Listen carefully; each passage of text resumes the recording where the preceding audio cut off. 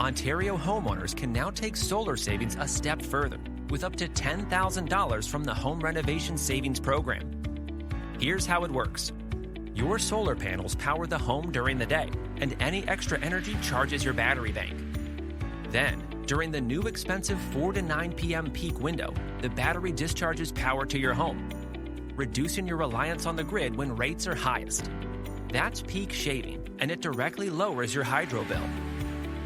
With the rebate, you can qualify for up to $10,000 toward a solar and battery system that stores low-cost electricity and releases it when prices surge.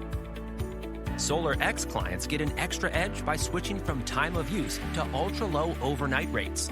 That means charging your battery overnight at 3.9 cents and using it when power costs up to 39 cents. That's a 10 times difference.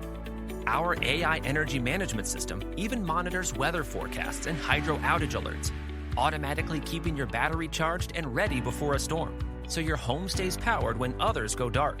The solar and batteries work together to create a smart energy bank at home, cutting costs, reducing delivery fees, and protecting your family year-round.